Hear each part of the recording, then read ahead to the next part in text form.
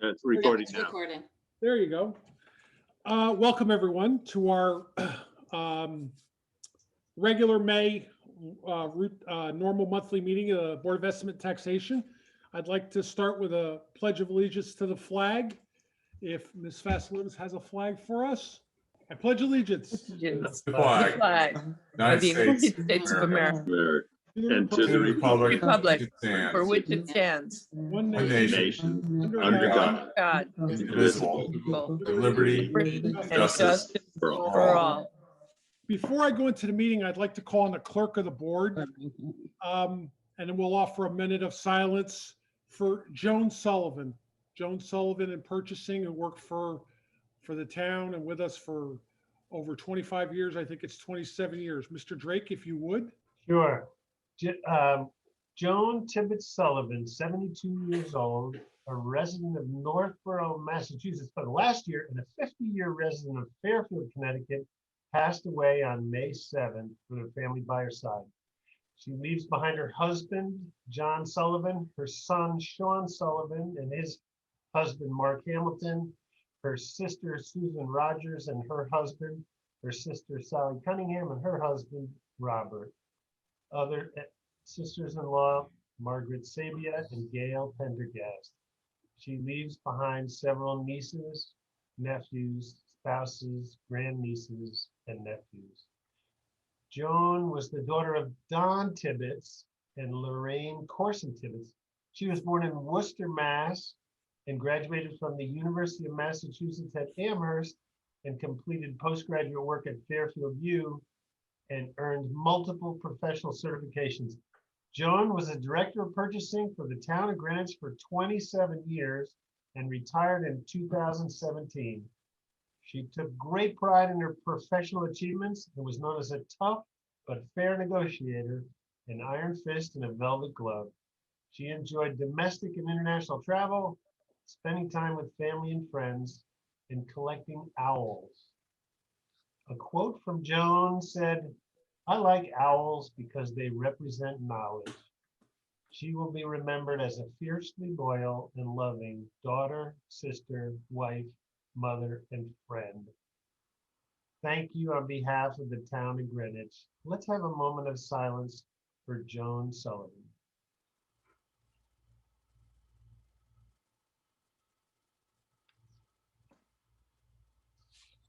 Thank you, Mr. Drake. Thank you, everyone. Joan Sullivan was very young. It's very sad. She was a longtime employee. I goes back as far as I can remember, and she retired, and it's a shame. It's a shame to see that happen when somebody retired and they're free to do what they want to do. But we wish her the best, or her family the best. It's a tough one. She's very young. Okay, moving on. Number 2 on our item, can I get a motion to open up the Community Development Block Grant fiscal year 2021 budget? This is a public hearing for the appropriations we're going to consider tonight. Can I get a So motion? moved. Moved by Second. Ms. Perkins, seconded by Mr. Raymer. We're going to get to this item, but from a process point of view, this is something that we are required to do. I have attendees can use the raise hand with *6, or if they're on the meeting, they can just raise their hand and we will call them. I will go through the items, and my plan is, you'll notice I've slightly adjusted the agenda a little bit to make item number 7 the close of the public hearing. This way people have an opportunity if they so choose. The first selectman has sent this to us. We have 2 members that are on this, and then it'll leave us and it'll go to the OTM. So, and again, if anybody has comments on that during our item, obviously they're welcome, or even afterwards, we can go back to that item. Brings us to item number 3, our request for budget adjustments. Mr. Drake. CD. Sure. Our first item is CD1, the CDBG approval to use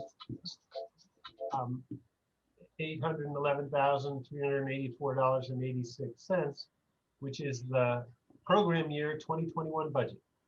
Can I get a motion? Can I get a second on this item? Second.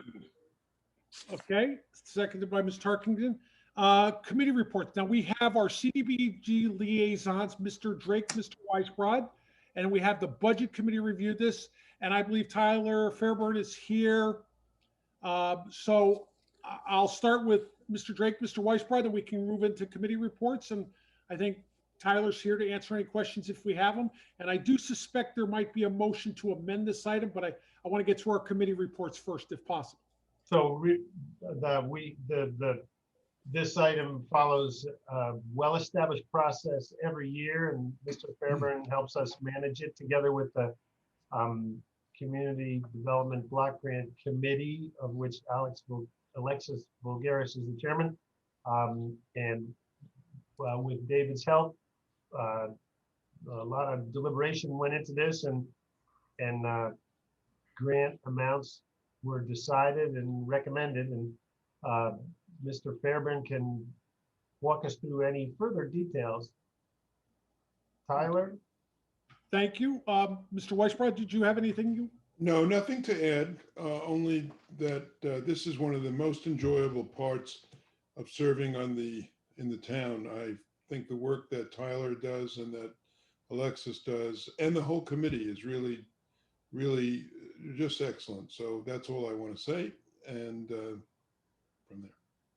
Thank you. Very, very kind comments. Ms. Tarkington, on behalf of the Budget Committee, you have a report? Yes. Tyler Fairburn, Administrator Community Development, explained the Community Development Block Grant process and the request for approval to use $811,384.68.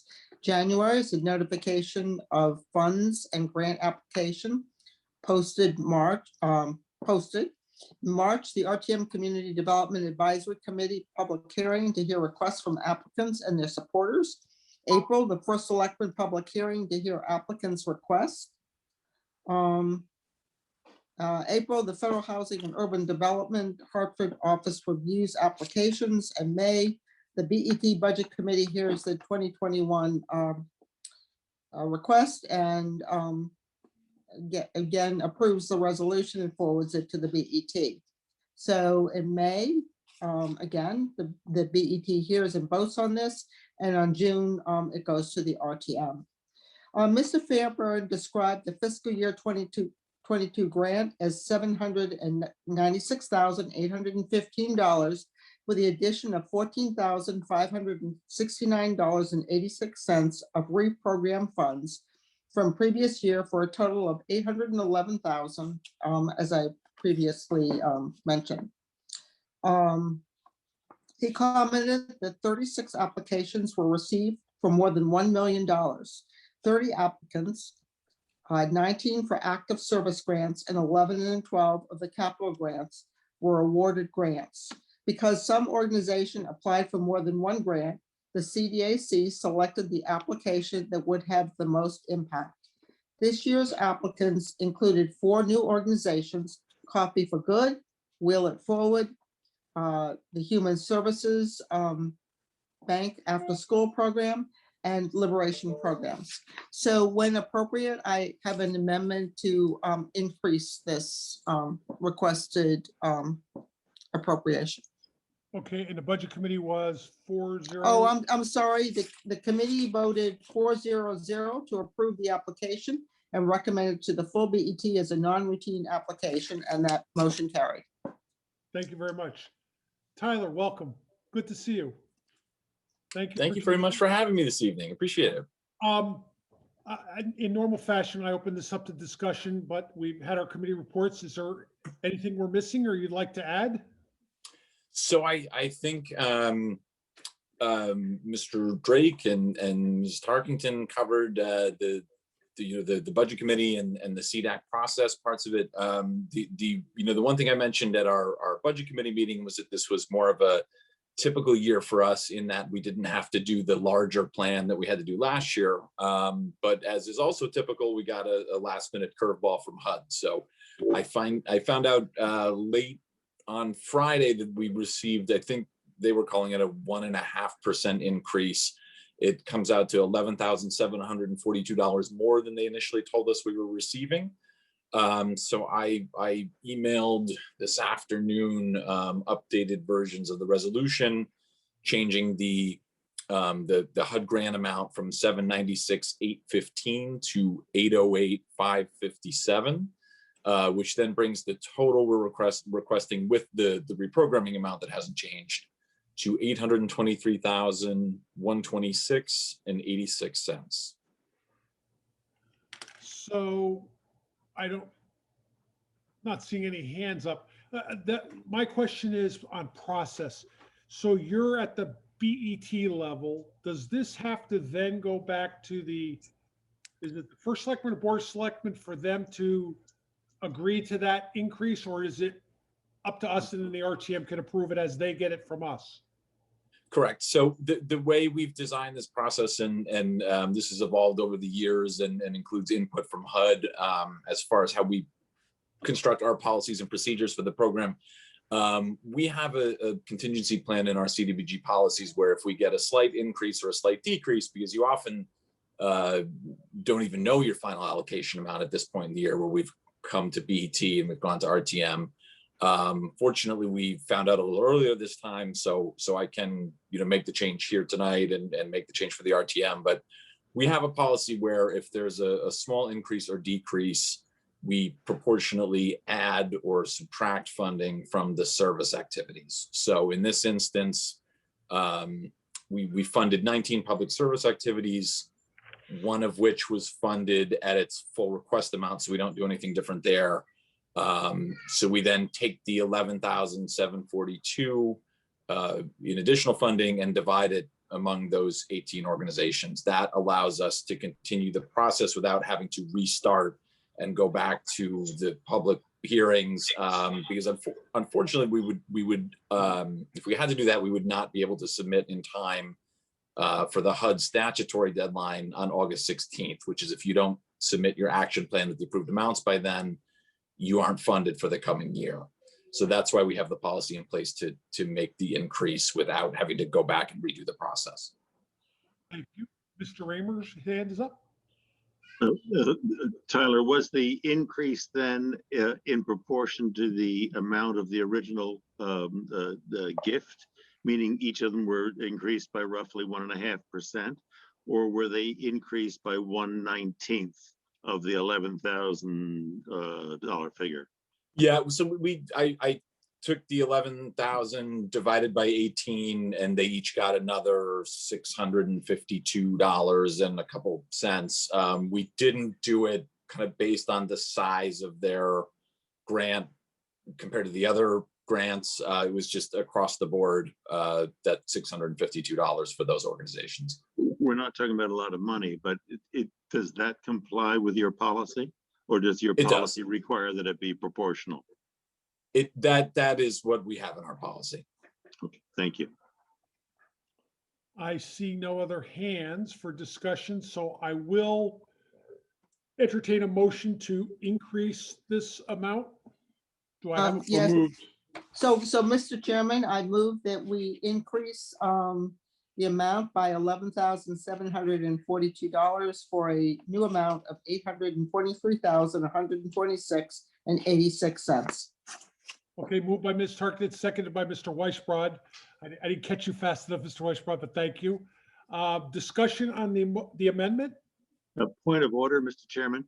Mr. Raymond, please. Does the motion need to also have the individual allocations to each of the 19 agencies, 18 of which are being changed from what we had in our packet?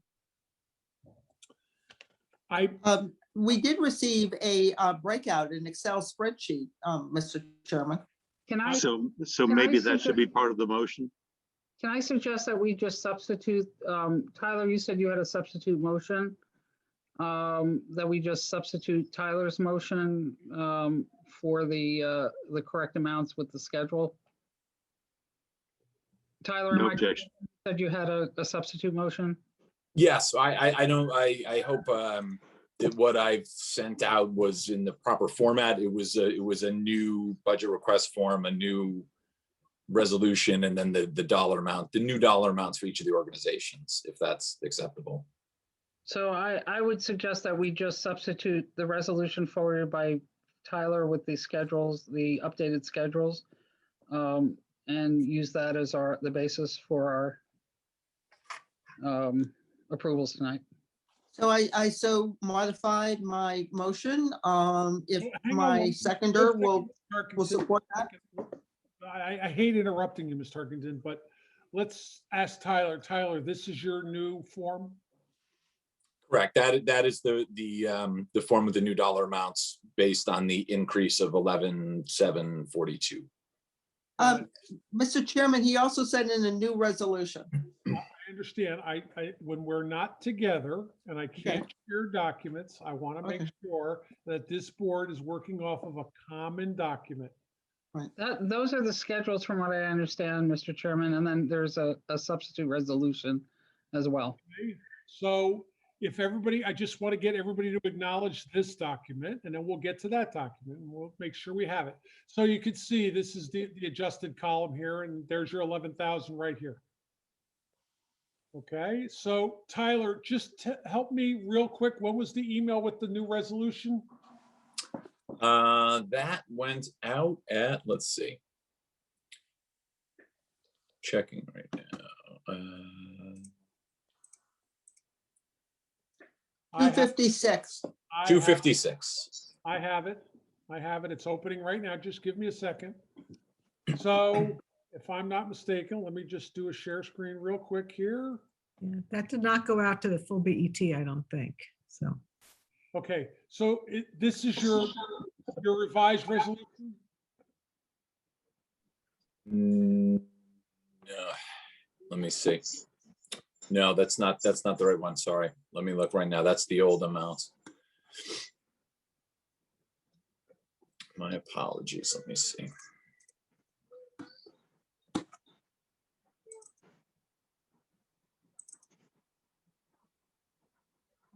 Would you like me to email it to the entire BET so everyone can have it in front of them?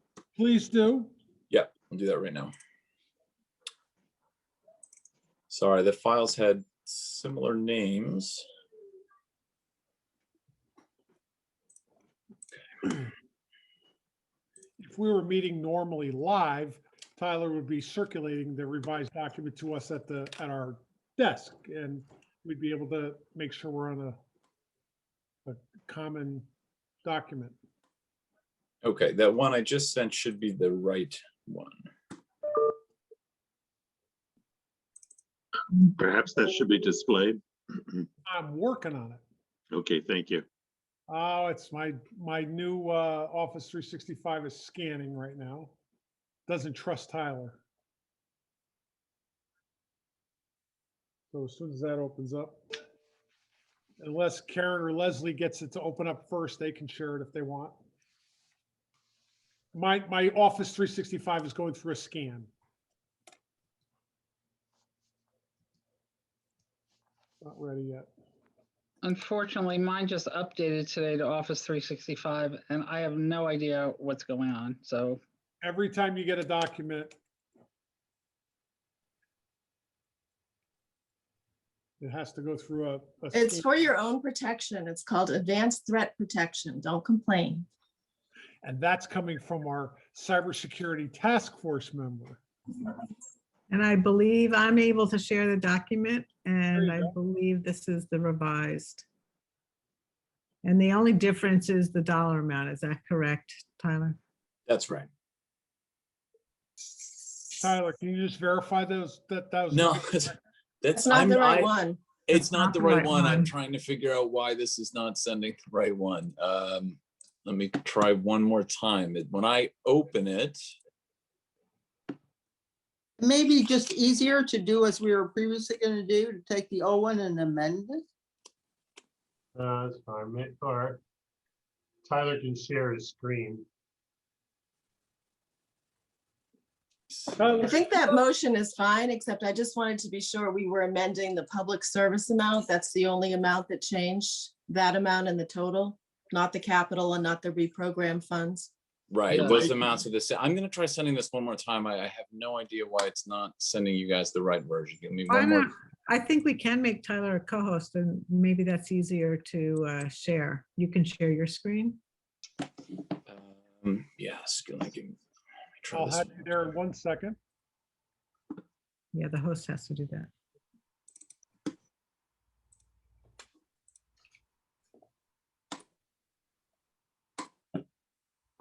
You should be able to do that whenever you're ready, Tyler. All right, let me see if I can pull this up. I'm on my iPad, which might make it a little more challenging, but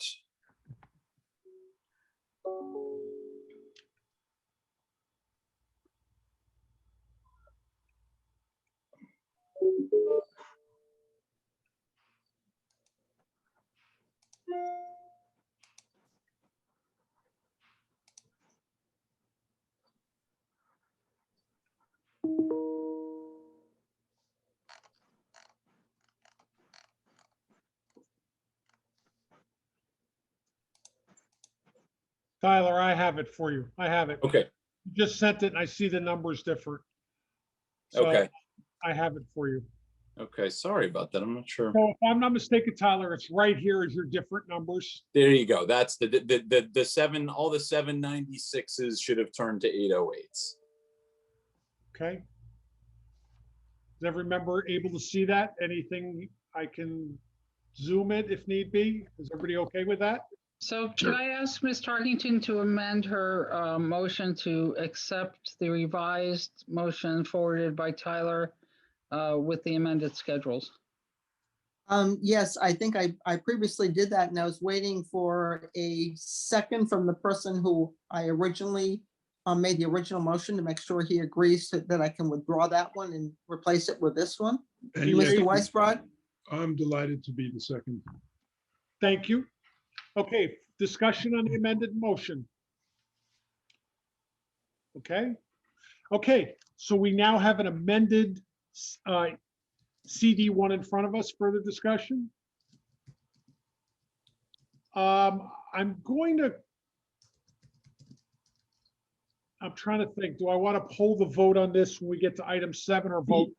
Yeah, you usually have to wait till the public comment period is over before you take the vote. So I'm going to, Mr. Raymer's offering a motion to suspend the rules to vote on CD1 as part of item 7. Yes, please. Yes, seconded by Ms. Hess. Any discussion on that? Are we all okay with that? Tyler, thank you, thank you, thank you. Thank you very much. We have to leave our public hearing open, and I want to give members of the public an opportunity to speak if they'd like. And then when we get to item 7 on this, we'll close the public hearing, and then we will actually take the vote on this. Sounds great. I'm going to stop my video, but I will be here observing. If there are any questions, I'm happy to chime back in. Thank you, thank you. Okay, moving on. Ms. Tarkington, ED 12. Yes, I would like to move ED 12 for the Board of Education, $4,760,086 for an additional appropriation for the transfer of COVID expenses. That's on behalf of our budget committee, so that does not need a second. Committee report, Ms. Tarkington?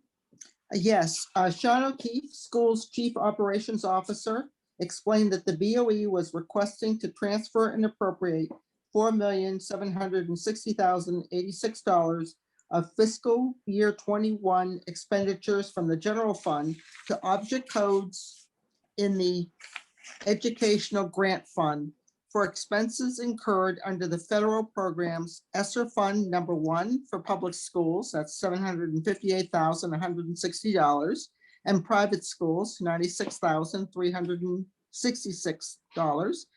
Coronavirus Relief Fund, that's $1,203,685, and ESSER Fund number 2 for $2,701,875 for the identified COVID-19 expenses. An appropriation was needed to transfer funds on an allocated expense to specific object codes for the audit process to determine that expense items were eligible in relation to the state terms and conditions. Additional availability of $1,566,172 under ESSER Fund 2 will be allocated, expected in fiscal year 22, when object codes for expenditures are identified.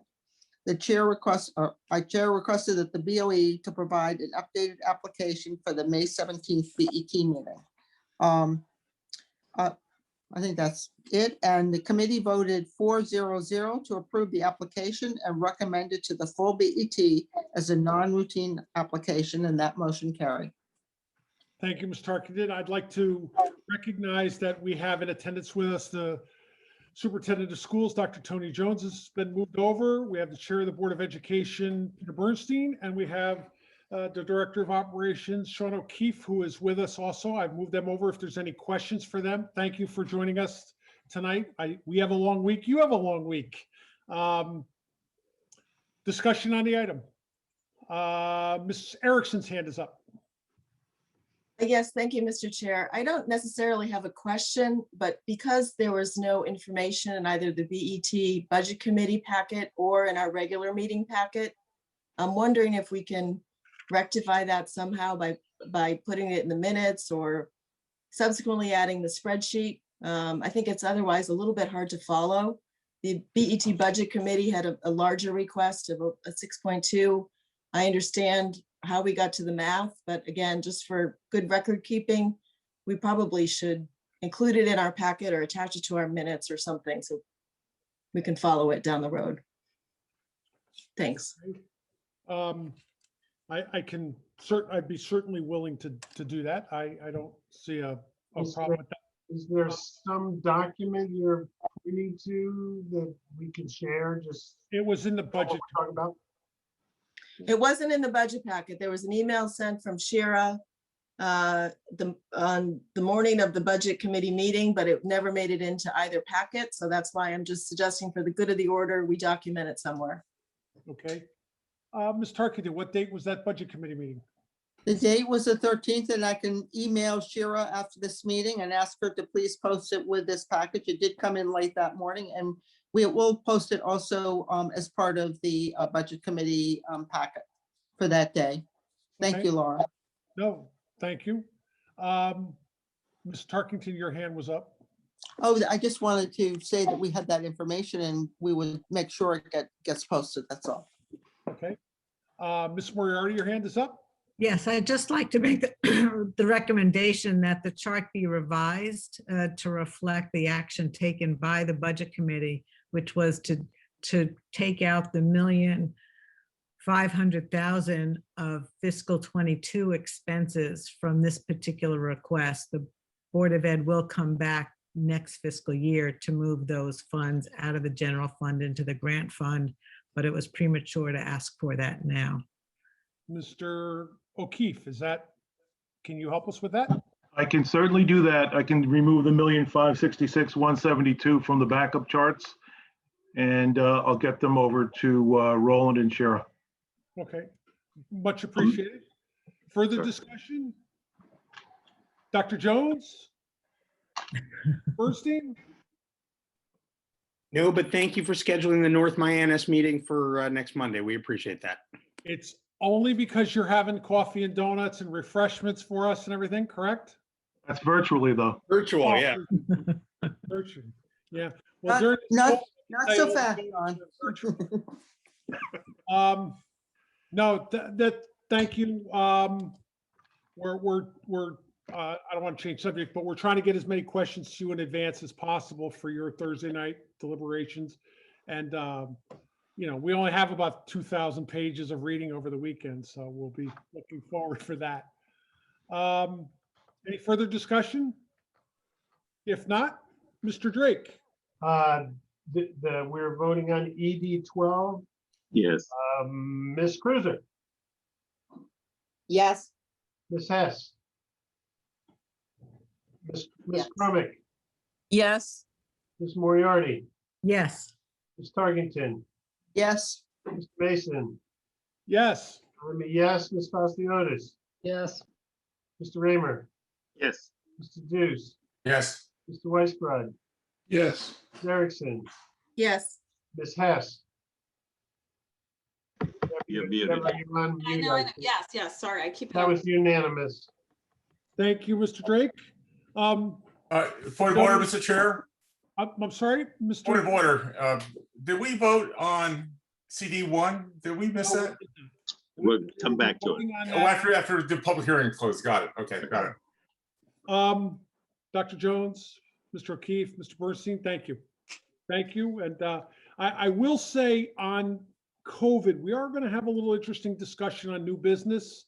If you can survive it, it's about all the COVID money coming to town. Not really applicable so much to the Board of Ed, but we are going to be having a kind of a new discussion on that. An initiative the first selectman's doing. So if you're here, it might be interesting. Next item, Ms. Tarkington. Yes, the next item is TA2 for TAG. It's $116,000. It's an additional appropriation contribution to TAG. And that's on behalf of the Budget Committee. Committee Correct.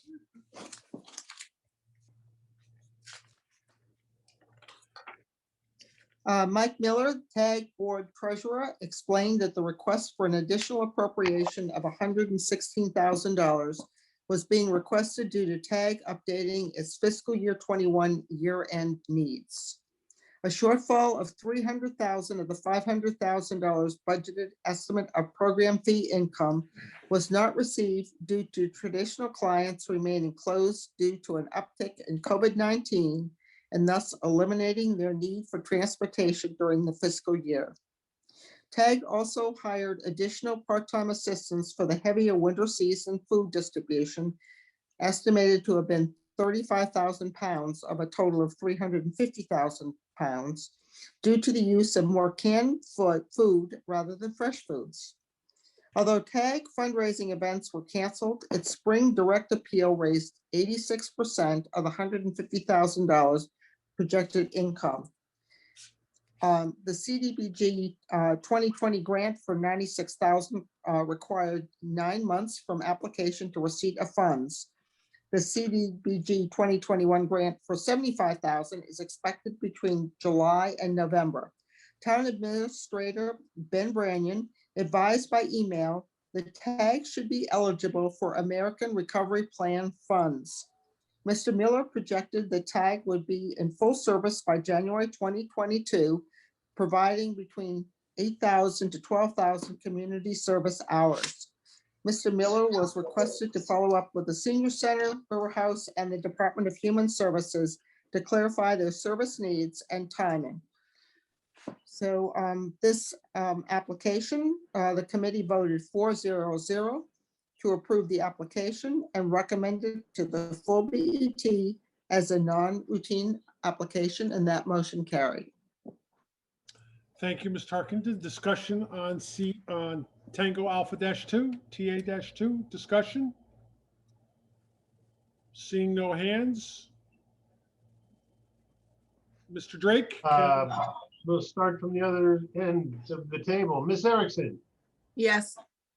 Mr. Weisbrod. Mr. Turn on mute, Deuce, David. Yes, Mr. Deuce, Yes, Mr. Raymer, Yes, Ms. Basiliotis. Yes. I'm a yes. Mr. Mason, Yes. Ms. Tarkington, Yes, Ms. Moriarty, Yes, Ms. Crumick, Yes. Ms. Hess, Yes. Ms. Cruiser. yes. That is unanimous. Thank you, Mr. Drake. I'm going to put that down as 12-0-0. Thank you, thank you. Moving on to item number 4, the assessor's report. Good evening. Okay. Good Good evening. evening. Good evening, Mr. Chairman, members of the BET. I'd like to present the assessor's report for May 2021. Senior and disabled applications, today was the last day to file. Once we have a mill rate this evening, we will determine the benefits and all of those who qualify, and we will apply those benefits for the July 2021 tax bills. We will have the summation and the number of applicants that qualified on my June report. We have to wait until the mill rate is set this evening. The July tax bills, we hope to have the filed to the tax collector by June 1st, so that will give her plenty of time to create the July tax bills. Usually we get those, she gets those out by the second week in June. And the revaluation for 2021 is underway. We will finish by the end of the month. We will complete the residential inspections. We have about 344 left to do. It seems we have 3 people out there doing those inspections. So hopefully by the end of May, if not the first week in June, all of the inspections will be completed. Once we have all those inspections completed, we will then start doing some review. The revaluation companies will start doing some review, and they will be starting that probably, hopefully by the end of June. So that will give them the month of July and August to be out in the field, verifying the information and making sure our data is accurate. Okay. We have been meeting with the revaluation companies every 2 weeks. And we do get a monthly report, status report from them every month. And so far we're on schedule and things are looking good. Anybody have any questions for me this evening?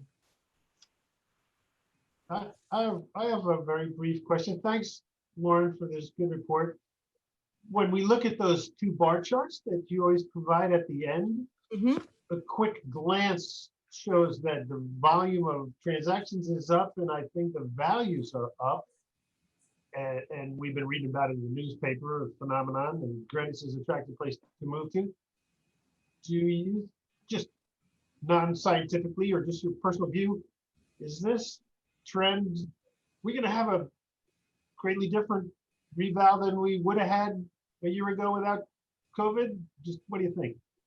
Yeah, probably. But I don't think it's going to be that drastic. I think you'll get some increases in certain districts, but you won't see as large a reduction that we thought we probably had to do in the backcountry. But yes, we will see.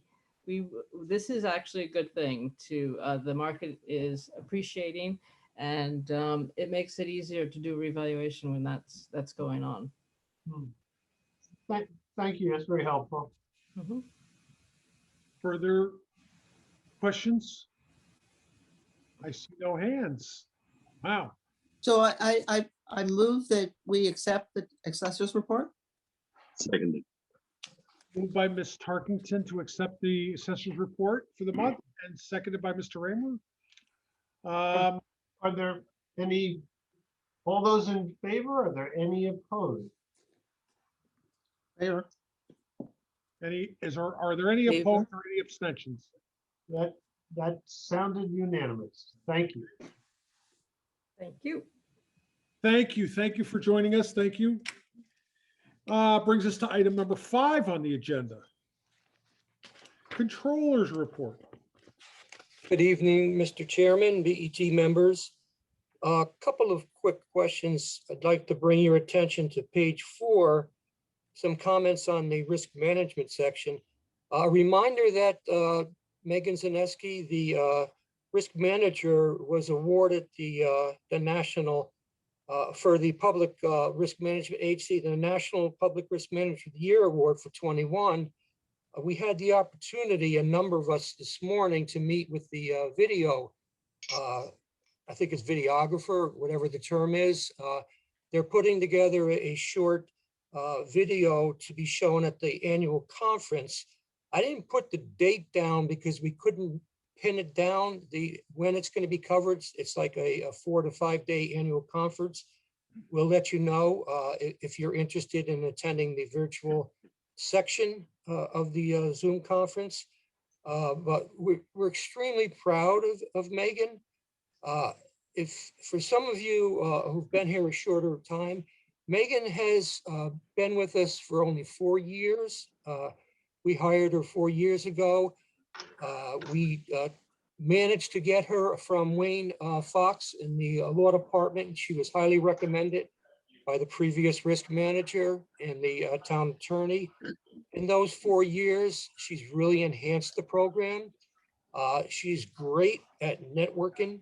If you look at the section above that, in a matter of 2 years, she became the president of the Connecticut chapter of the Connecticut Public Risk Management Agency. She opened up a New England chapter and sits on the national board. So we're extremely proud of her.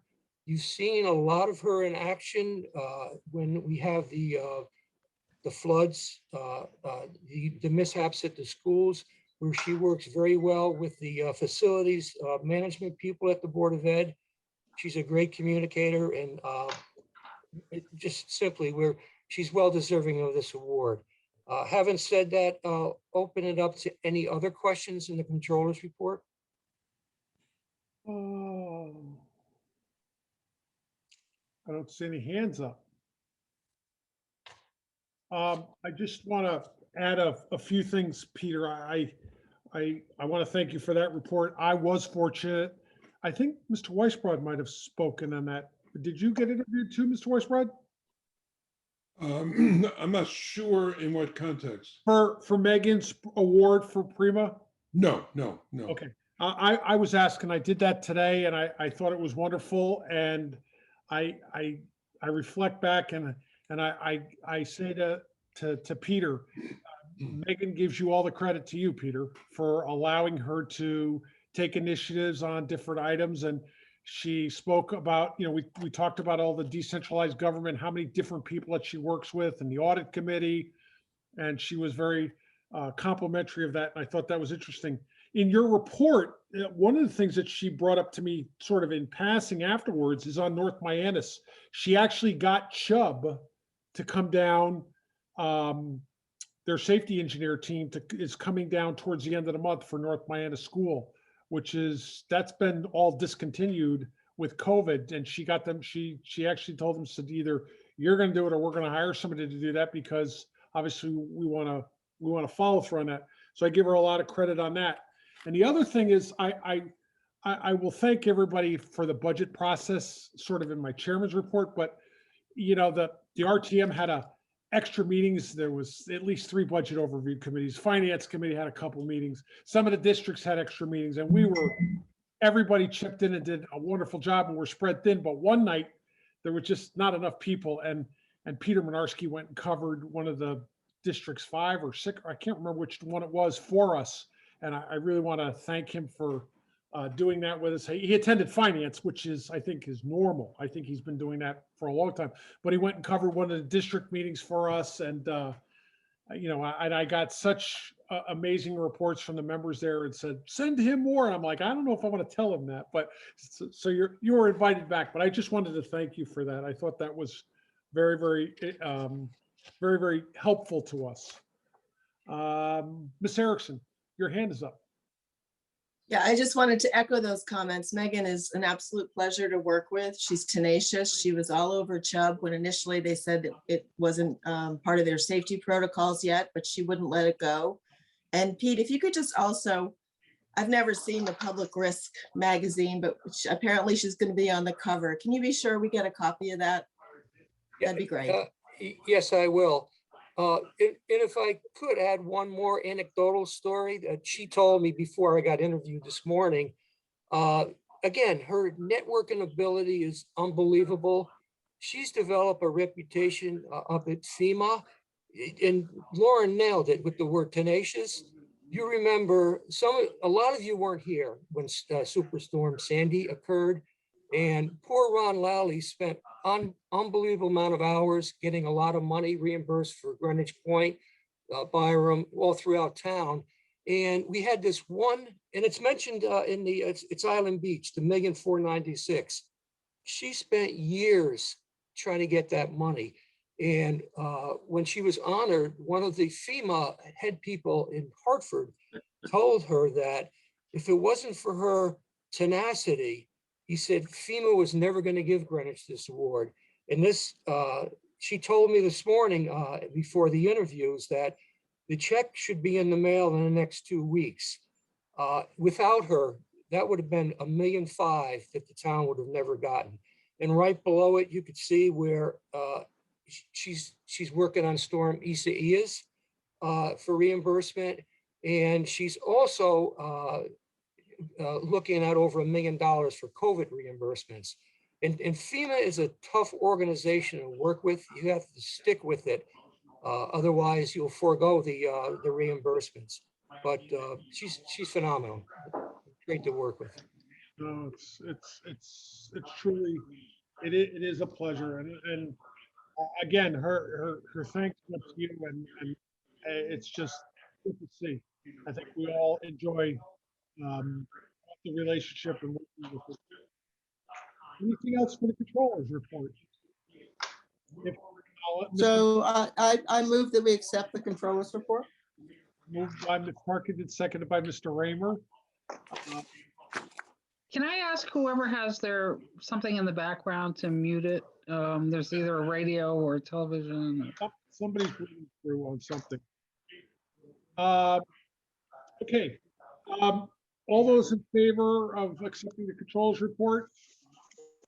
With a hand, we'll try that. Is there anyone with a no vote or an abstention?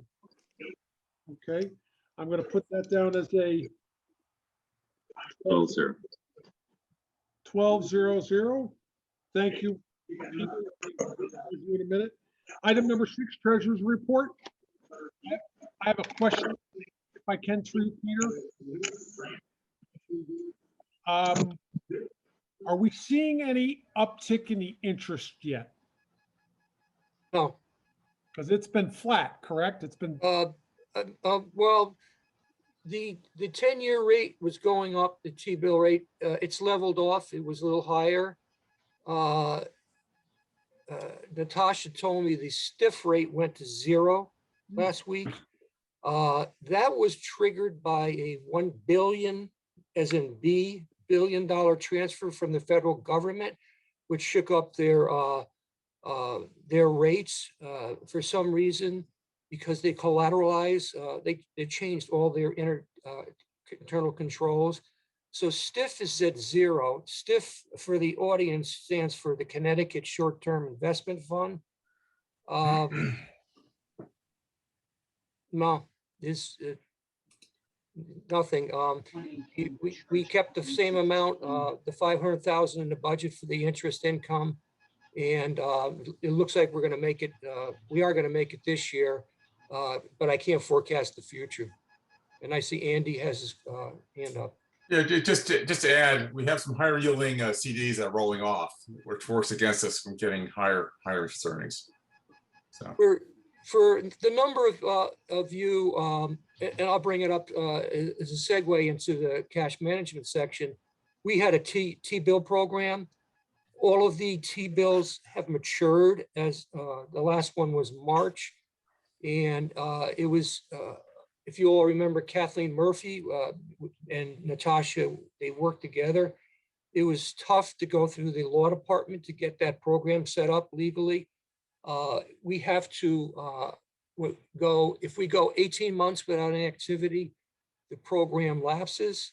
So to avoid that, we're looking at putting a very small nominal amount of $500,000 in there to keep the T-bill program going for a short maturity term.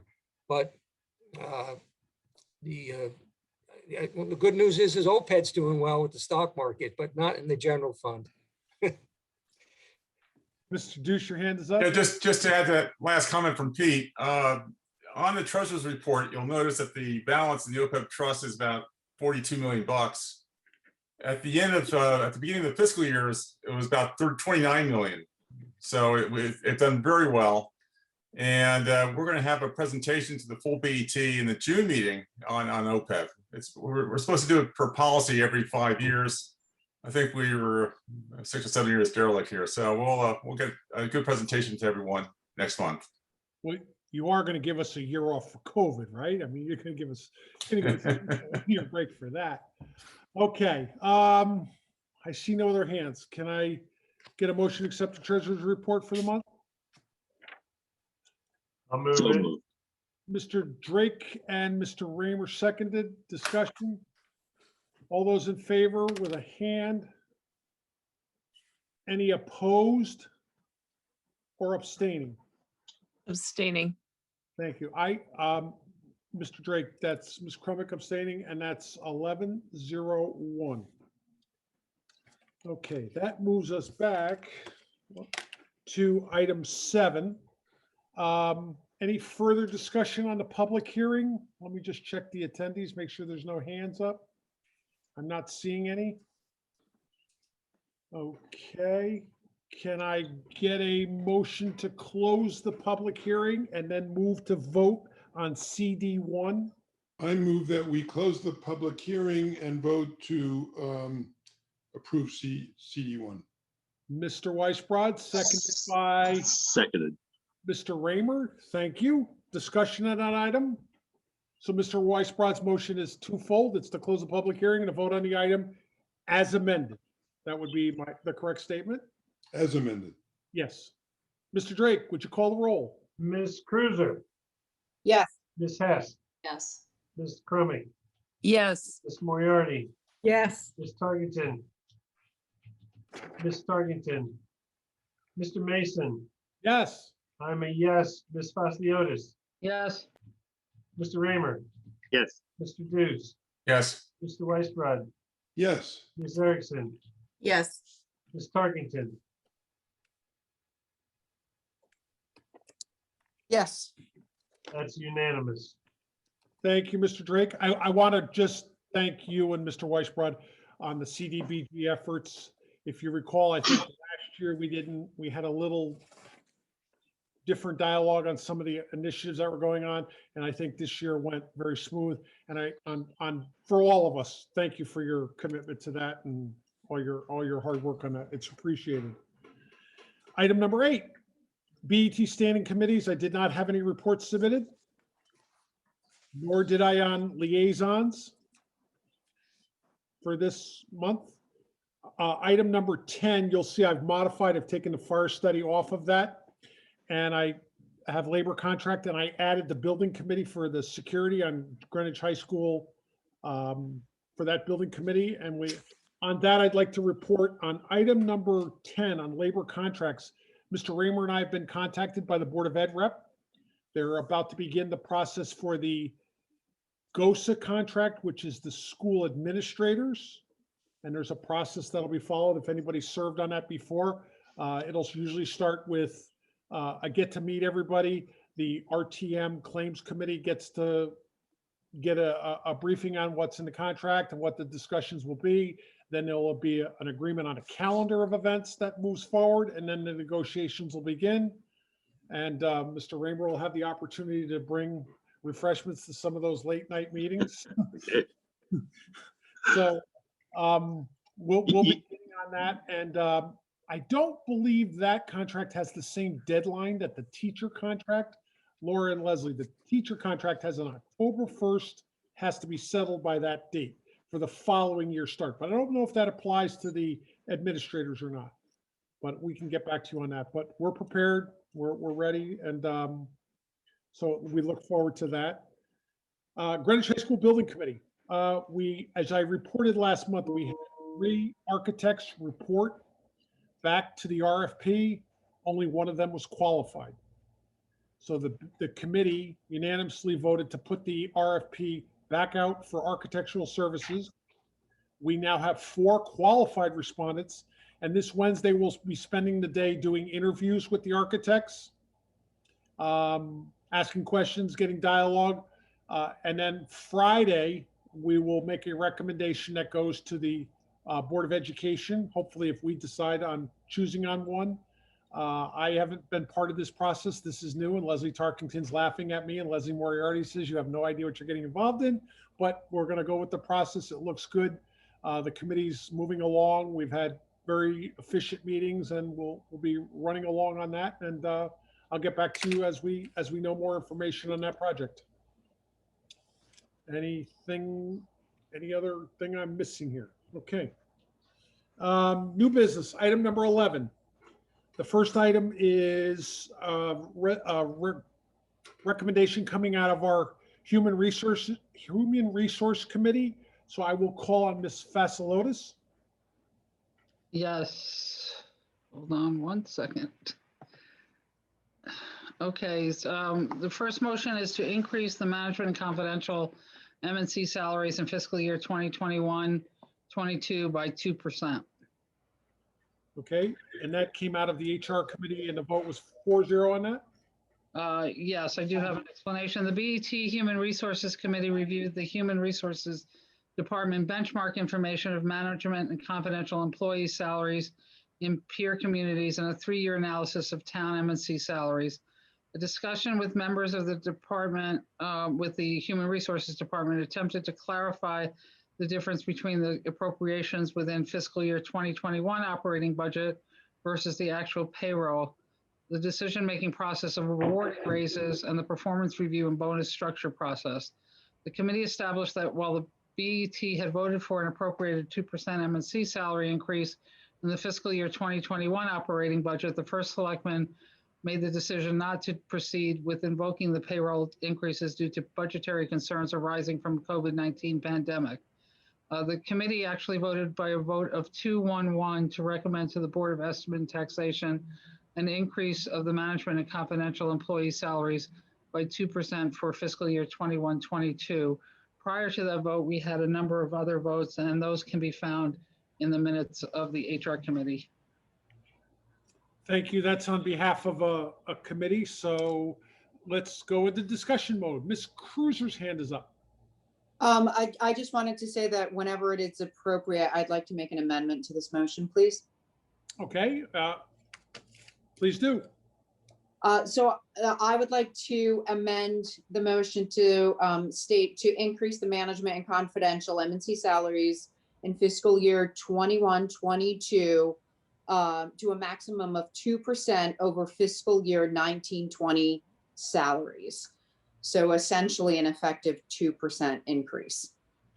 Okay, I'll second that. Discussion, please.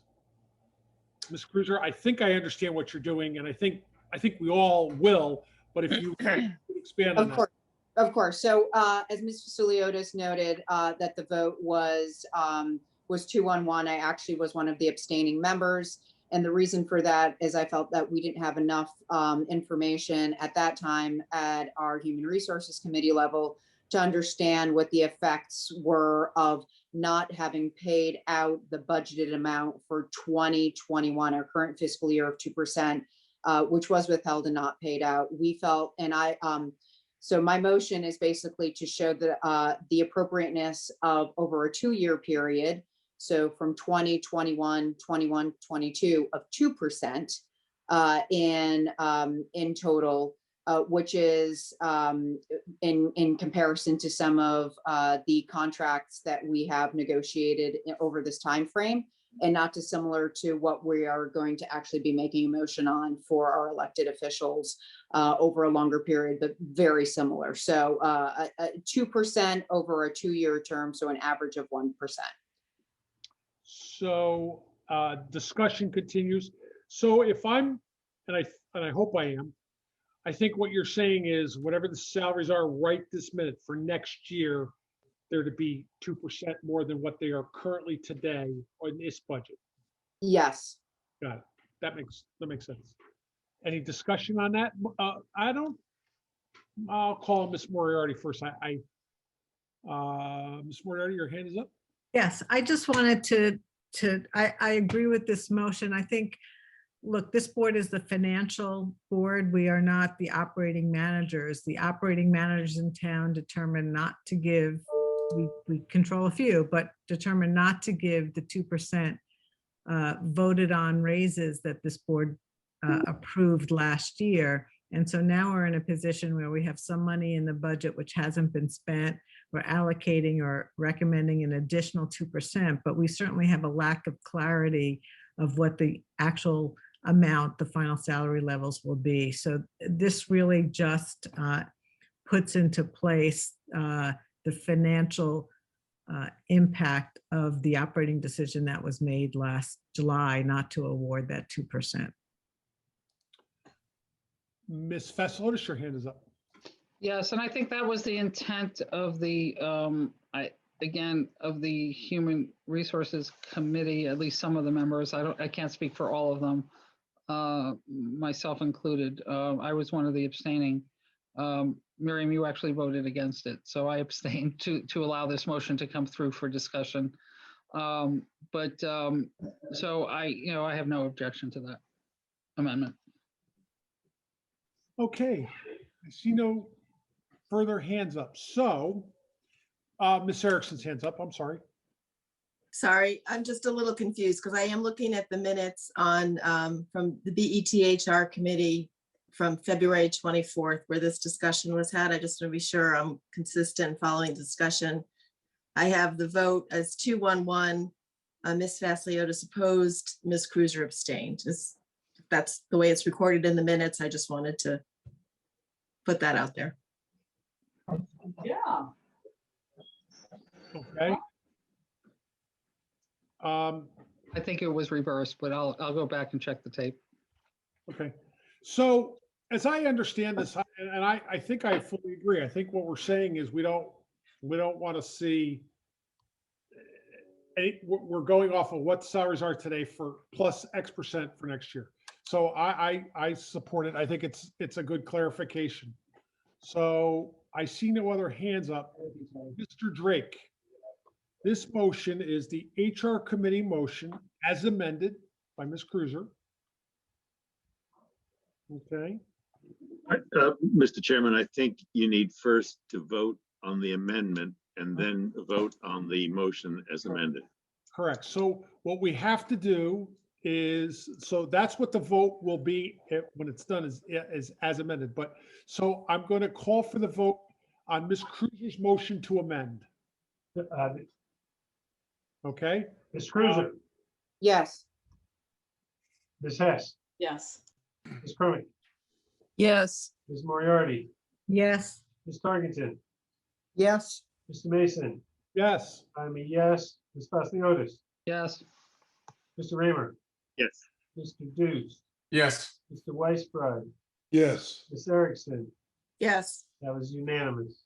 Okay. So now we vote on this, voting up or down on the amended motion. Right. Is there any further discussion on the motion as amended? I see no hands. I'll read the names, but is there anyone who wishes? I'll presume everybody's voting yes unless you wish to say no. I'm That's okay. unanimous. Thank you, everyone. Thank you. That was a great clarifying motion. Next item, again, on behalf of our Human Resources Committee, the healthcare contribution for the MNCs, Ms. Vasiliotis. Mr. Mason, before you move to that, I know Ms. Vasiliotis is on mute. She's going to come off of mute. But I'm just wondering if this board should be voting on the performance piece of this that the HR committee had voted on. So I will. Whether it's a question. I'm not sure whether we do or not. The performance actually was not carried in the Human Resources Committee. 2-1-1. No, I believe that It was opposed by Drake and abstained by myself. I'm just wondering if it's. I don't believe that was the case, but I will go back and check. So I understand the performance review, and by the way, I am not one who likes seeing this, but I think the director of HR and looking at this as 1.5 and 0.5, because I think that's what the discussion was, thought that was an inordinate amount of work when we know we've had dialogue about the review process across the various appointing authorities. So that was sort of what drove that.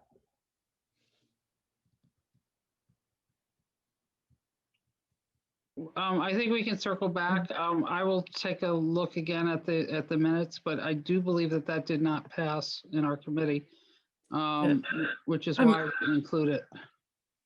Okay. I'm reading from the minutes, so that's the way they're recorded. Sorry, Mr. Mason, if I may. I think Ms.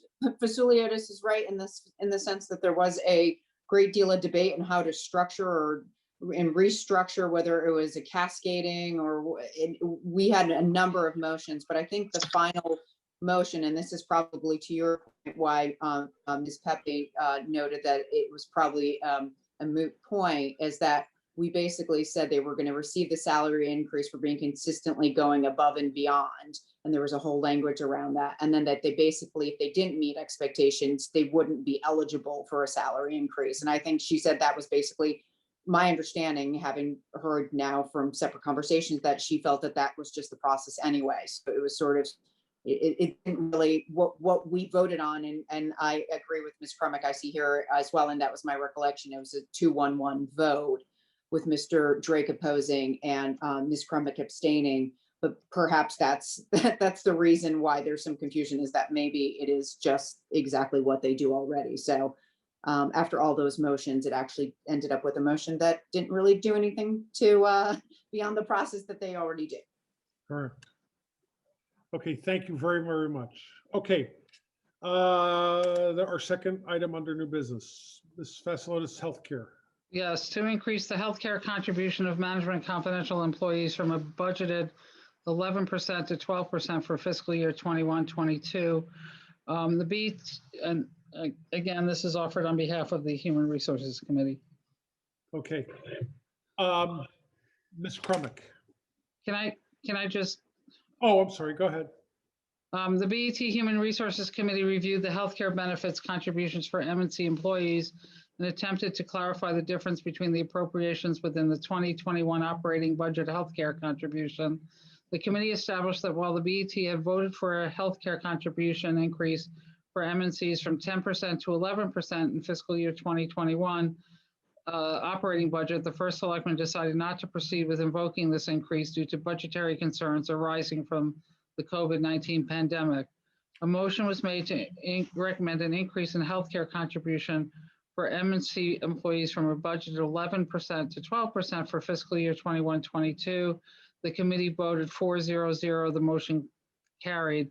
It was clarified by one committee member that the assumption was that this would mean an actual increase from 10 to 12% given the fiscal year 2021 operating budget previously referenced. Thank you, Ms. Crumick. The agenda, for what it's worth, cites this item as being an increase from a budgeted 10% to 12%. Correct. And I'll explain that in 1 second for you. Okay. Ms. Crumick, your hand is up. Yes, I'd like to put forward a motion to, let me just go back to the language. A motion to recommend an increase in healthcare contributions from a budgeted 11%, no, wait a minute, to maintain it at the budgeted 11% from last year, from fiscal year 2021, and not to increase it to 12%. Do you want me to speak to that? If you would, I'll second it so we have discussion. Sorry, the clock's going off. The reason we're thinking of keeping it at 11, actually it's moving it up from 10 to 11, and 11 was never implemented, was never invoked, even though it was budgeted, is the thought that given everything else going on with COVID, bringing it up 2% when our healthcare premiums are actually better than we anticipated, that it would make more sense to simply raise it 1% from what had been 10% up to 11%. Ms. Tarkington, your hand is up on the motion. Yes, I just wanted to comment that that's actually what's in the budget that was approved by the Budget Committee and then by the full BET. The MC employee contribution is currently at 11% within the budget as presented. Thank you, thank you. Ms. Vassilotis, your hand is up. Oh. Yep, yes, it is. No, I'm sorry. I just did it so it wouldn't be distracting to everybody. I just want to point out to this board that the town of Greenwich employees, the M&C employees, pay the lowest contribution to their healthcare costs as compared to peer communities. Other communities are at 18 and some are even at 23%. I will not be opposing this motion, but I just want to bring everybody back to the reality that as healthcare costs go up, people not necessarily also in town government are paying more and more towards their healthcare. And we have to be cognizant of the fact that at this point in time, Greenwich is probably the lowest in the state. I can't speak for the whole state, but it certainly is in the bottom tier with respect to the contribution to their healthcare costs. I don't see any hands. I'd like to make a comment if I could. We were talking about this in caucus, and yeah, we did everything as a BET. We voted last year for healthcare changes, and we voted for salary changes, and that got held back, and that wasn't us. And then this year we did the same thing, and we're following what we did. I think Ms. Tarkington had a really good suggestion in our caucus. I think going forward with the MCs, it really should be actually part of maybe our whole budget strategy, but is to sort of signal ahead of time what our intentions were for healthcare, what our goals and objectives were, and maybe even include that in guidelines so the MC employees and the cabinet members at the Board of Ed have an idea of what we're thinking ahead of time. And I thought that was more than a reasonable way for us to kind of approach this. So again, I just want to make sure I'm completely clear. I think Ms. Crumick's motion sets the healthcare copay for the MCs at 11, which is 1% higher than what it is currently being deducted from the payroll for next year. Right, just so we have it. Mr. Raymer, your hand is up. I just want the motion to read correctly. Again, the agenda right now says that we are currently budgeting at 10%. Is that correct? Or are we budgeting at 11%, but in fact only charging 10%? No, what are we budgeting? I just want the motion to read correctly. Let me try that. Ms. Tarkington, I think answered that, but let me try it and see if I can get it correct. Currently, we are budgeting 11% for next year.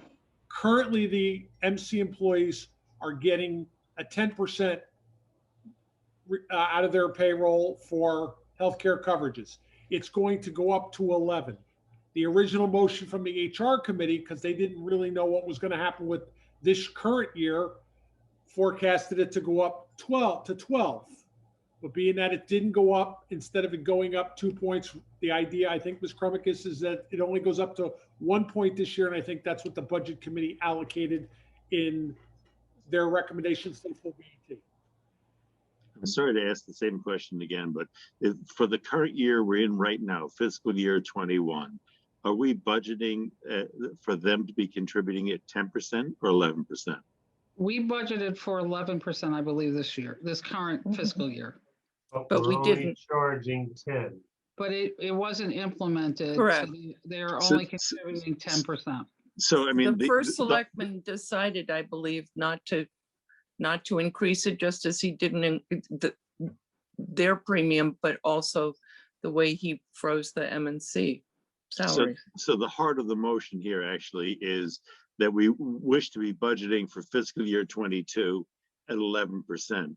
Perhaps the wording of the motion should be amended a little bit so it's not reciting that we're presently budgeting at 10% when in fact we're presently budgeting at 11%. You're right, Mr. Raymer. The motion is not the bullet point on the agenda. You're right. The bullet point on the agenda is unclear, but the motion is to budget 11%.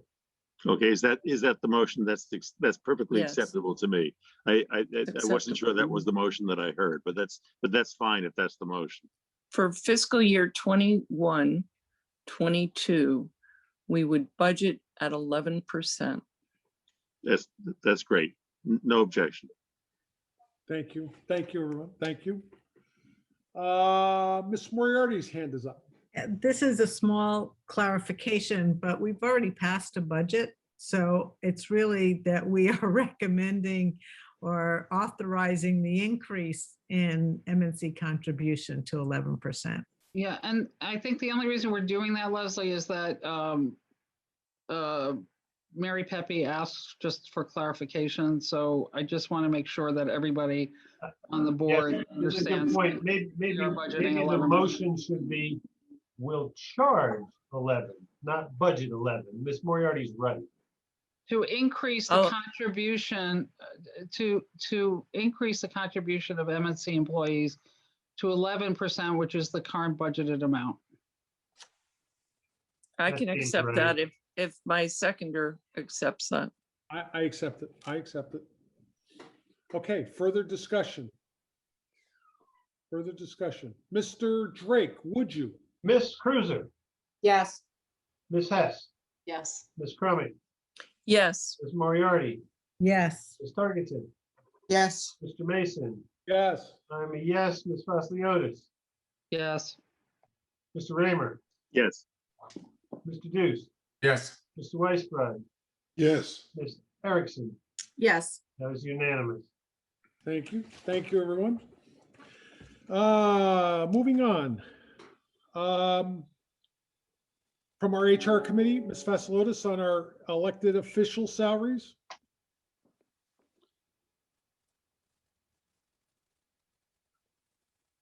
You need to unmute, Karen.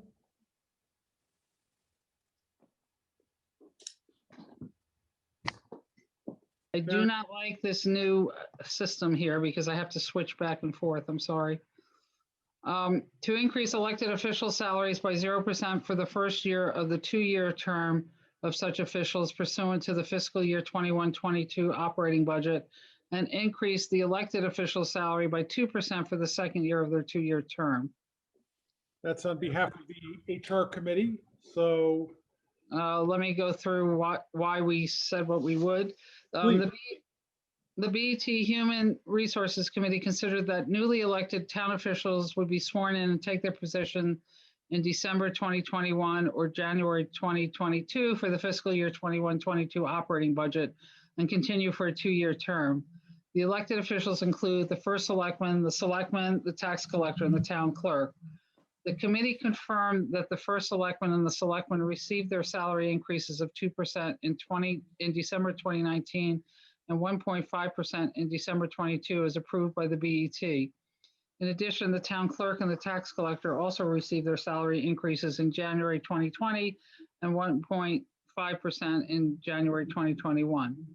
The committee took into consideration that elected officials did not voluntarily agree to receive a 0% increase in salary in calendar year 2020 as pro-offered by other town leaders. The committee acknowledged that salary increases were not indicative of the individuals currently holding these positions, but rather should be mindful of other unionized employee salary increases as well as current CPIU. The HR committee considered a motion to increase elected official salaries by 0 for the first year of the 2-year term of such officials pursuant to the fiscal year 21-22 operating budget and increase elected official salaries by 2% for the second year of the 2-year term. We then considered 1% for the first year and 2% for the second year before taking a vote on the 0 and 2%, and that motion failed by a vote of 2-0. The original motion of 0% increase in year 1 of their term and 2% increase in year 2 of their term was then considered, and the motion carried by a vote of 2-1-1. I also just wanted to let the board know I did request clarification because I received word from the first selectman that he did not take his salary increase in 2021, but I just wanted to confirm it with the Human Resources Director. And unfortunately, it was too late to get to her today, but I will update the board at a future meeting. thank you. Ms. Moriarty, followed by Ms. Erickson. Again, this is a small clarification, but I think the motion should refer to those officials elected in November of 21. just so our records don't confuse the registrar of voters cycle with all of the other.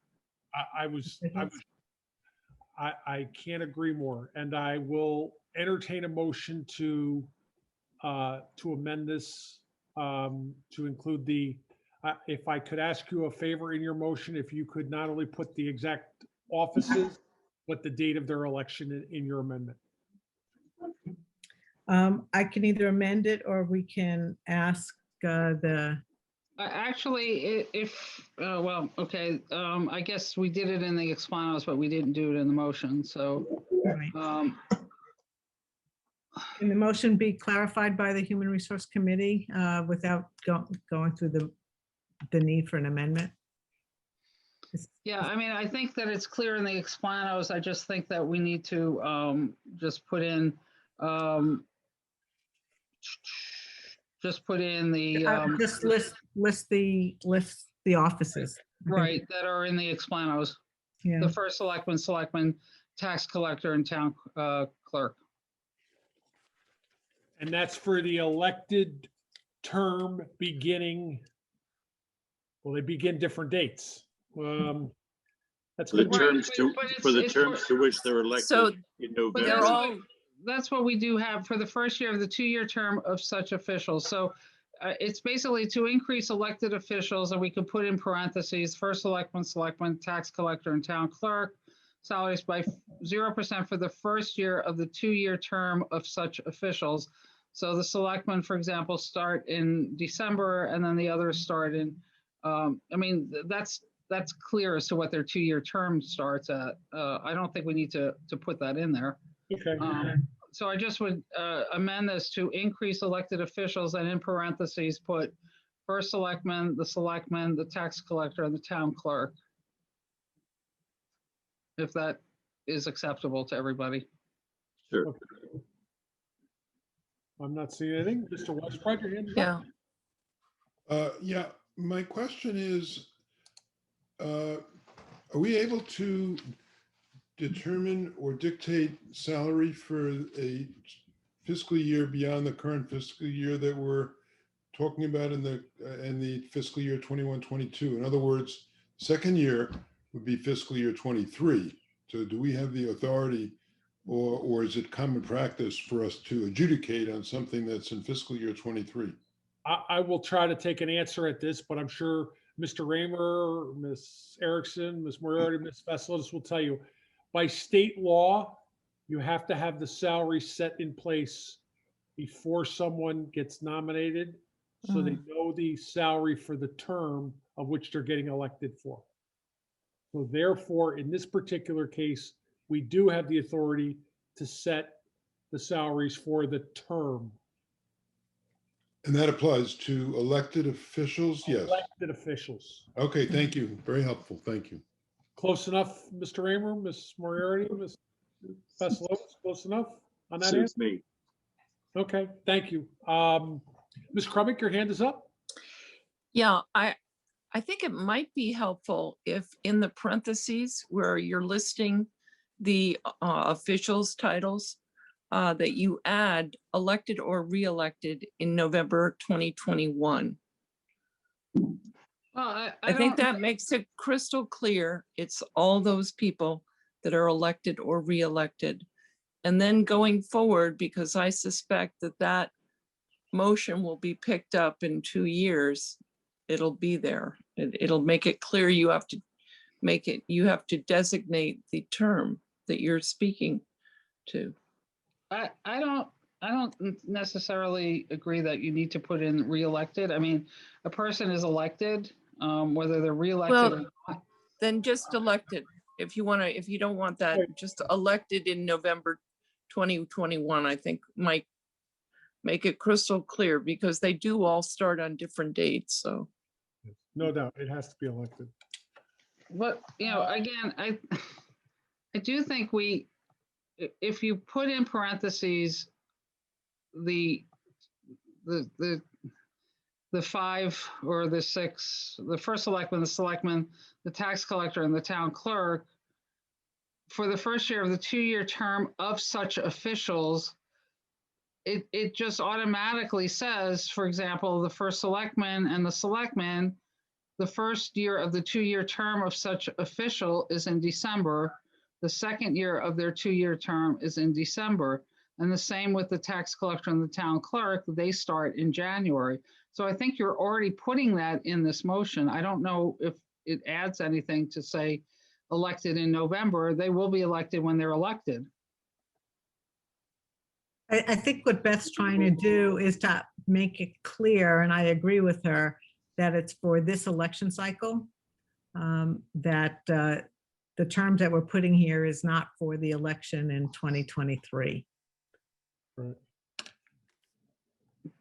That's why. Well, that's where they would be elected. They're not going to be elected in. Oh, okay. Because it's a 2-year thing. Right. Just accept it. Okay, further discussion on the 0 and the 2% for the elected term of these officials for the next 2 years. I see no hands. Mr. Drake, would you? Yes. Ms. Erickson, Yes. Mr. Weisbrod, Yes. Mr. Deuce, Yes. Mr. Raymer, Yes. Ms. Fasciotis. Yes. I'm a yes. Mr. Mason, Yes. Ms. Tarkington, yes, Ms.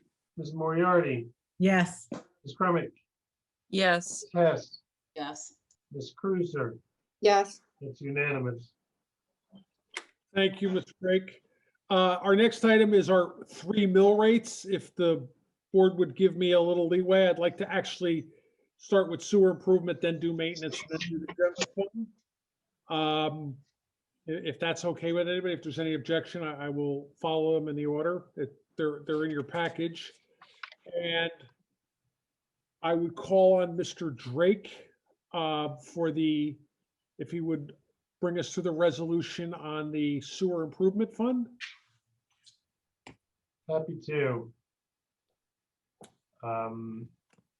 Sewer improvement is the third of the 3 in the sequence in your package, and I'm going to read the resolution. Resolved that let me read the title. Resolution for Sewer Improvement Fund Tax on Assessment List of October 1, 2020 for fiscal year 2021-2022. Resolved that the Board of Estimate and Taxation hereby approves a tax at the rate of 0.052 mils on the dollar, and the same is hereby approved, levied, and laid upon the assessment tax of the town of Greenwich last completed as the tax for said town's sewer improvement fund for the succeeding fiscal year, to wit, for the fiscal year July 1st, 2021 through June 30th, 2022.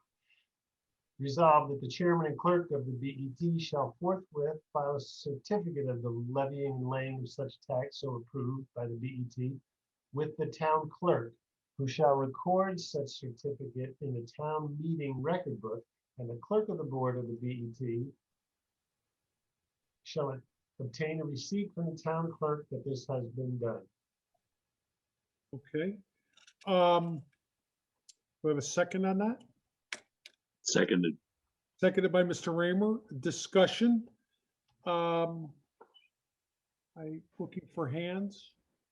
So for anybody who's watching, this takes effect with the grant list as of October for 2020 for the upcoming year. Seeing no hands. Mr. Drake, would you? Call Would the you like vote, me to read the roll? please. Or Ms. Cruiser, yes, Ms. Hess, Yes. Ms. Crumick, yes, Ms. Moriarty, yes, Ms. Tarkington, yes, Mr. Mason. Yes. I'm a yes. Ms. Fasciotis, Yes. Mr. Raymer, Yes. Mr. Deuce, Yes. Mr. Weisbrod, Yes. Ms. Erickson. Yes. That was unanimous. Thank you, Mr. Drake. Moving on to the sewer maintenance fund, if you would, Mr. Drake. Sure. A resolution for the sewer maintenance fund tax on the assessment list of October 1st, 2020 for the fiscal year 2021-2022. Resolved that the BET hereby approves a tax at the rate of 0.398 mils on the dollar, and the same is hereby approved, levied, and laid upon the assessment list of the town of Greenwich last completed as the tax for said town's sewer maintenance fund for the succeeding fiscal year, to wit, for the fiscal year July 1st, 2021 through June 30th, 2022. Resolved that the chairman and clerk of the BET shall forthwith file a certificate of the levying and laying of such tax so approved by the BET with the town clerk, who shall record such certificate in the town meeting record book, and the clerk of the board of the BET shall obtain a receipt from the town clerk that this has been done. Okay, do I have a second? Second. Second, Seconded by Mr. Raymer. Thank you. Discussion on this item? I'm not seeing anything. Mr. Drake? Ms. Erickson, Yes. Mr. Weisbrod, Mr. Deuce, Yes. Mr. Raymer, Yes. Ms. Pasliotis. yes, I'm a yes. Mr. Mason, Yes. Ms. Tarkington, yes, Ms. Moriarty, yes, Ms. Kremick, yes, Ms. Hess, Yes. Ms. Cruiser, yes, Mr. Weisbrod. yes, That's unanimous. Thank you. Okay, we have one resolution left. I suspect there might be some motions to amend this. So I'm going to call for Mr. Drake to read the resolution. Mr. Drake, I don't know if it would be the pleasure of the board. All of these resolutions have the identical language except for the title and the actual mill rate number. I would leave it to the board's discretion if they don't want you to not have to read the whole dialogue. But on this particular one, after we get this moved in front of us, I just want to make sure before we get into discussion, we clarify what this is based off of, and then we'll take discussion and maybe motions to amend after that. So we're prepared. So Mr. Drake, if you would. Sure. This is the resolution for the general fund tax. Resolved that the BET hereby approves the tax at the rate of 11.64 mils on the dollar, and the same is hereby approved, levied, and laid upon the assessment list of the town of Greenwich last completed as the tax for said town's general fund for the succeeding fiscal year ending June 30th, 2022. And I'll pass on the second clerical resolution. It's the same as you approved. Is everyone okay with that? Yes. Thank you. Thank you. On behalf of Mr. Drake, thank you. Discussion, do I have a second first? second, Seconded by Mr. Raymer. Thank you, Mr. Raymer. Discussion, Ms. Erickson. Yes, at the appropriate time, I would like to offer an amendment, but I don't know if you want to go through a discussion of the fund balance with our comptroller first, or you let me know. I can do whatever the pleasure of the board is. I would like to just start with one question, whether it's to Roland. Roland had a technical problem. He's on with us by phone, just so you know. But just one technical question before we start. The mill rate of 11.624 is based off of the budget that we sent to the RTM. Uh-oh. I didn't get it. Yes. That's correct. Thank you. I Yes. just think that for people that are watching it so we know where our starting point is. For my part, as one of the 12, I'd be prepared to listen to Ms. Erickson's amendment if you all wish. Your choice. Ms. Erickson, if you'd like a report from the controller on fund balance, we can do that. Whatever, you have the floor. Well, I just want to acknowledge you did send us an email today with a projection, which I appreciate. But the proposed amendment I would make would be to set the mill rate at 11.590, which remains unchanged from the prior year. The rationale for, if there's a second, I'll continue with the discussion. Excuse me. Seconded. There's a So second. There's a lot of seconds out there. I don't know who raised their hand first. So the rationale is that the budget that we sent to the RTM had amount to be financed of $450,545,234. Thanks to Mr. Geiger following up with the state healthcare partnership, we realized 2 million in savings. So my proposal would be to, of that 2 million in savings, reduce the use of fund balance from 19.8 to 18,950, leaving unchanged the funding of the prior losses of 1,520,000. So 850 of that 2 million would go therefore to reduce the use of fund balance. The balance would go to keep the mill rate unchanged from the prior year. And that way, I believe the taxpayers get the benefit of some of that savings. And we don't use quite as much of the fund balance, which there was some concern that we were using more than we had historically. So that leaves, I don't need to get into our debt policy. I think that's pretty clear. Okay. Further discussion? Does anybody want Mr. Minarski to comment on the fund balance position? I will ask Roland just to verify those mill rates, but I'm sure we have it correctly depicted. Just for clarification, the budget that was approved by the RTM, if we calculate out what they deleted, the mill rate would be a minus 0.22. Is that correct? Well, Yes, we set the mill rate, but if the $2 No. million were to go to reduce the mill rate, yes, it would be a minus 0.22. That's correct. No, I understand we set the mill rate, but if we calculate out based on the savings that were realized by the RTM with the 2 million reduction to health care and all the rest of it, the mill rate would be calculated out to 0.22, negative 0.22. That's my math, but maybe our budget director should comment if he has the ability. Roland, He's would the you like to expert. unmute you? Let's see, can I unmute Roland? Maybe he can raise his hand. There's a phone number in the attendees, but there is also an R. Geiger in our Mr. panel. Chairman, Yes. I got an email from Roland. He can't participate. He called in. There's a phone number I think you need to move over. So he's blocked out of the Zoom. Yes. I allowed him to speak on the phone. There you go. He just has to unmute himself. I mean, we can bring him over on telephone, but So- he's on the attendees list. Unmuting yourself is *9 or is it *6? I think it's *6, R6. but try both.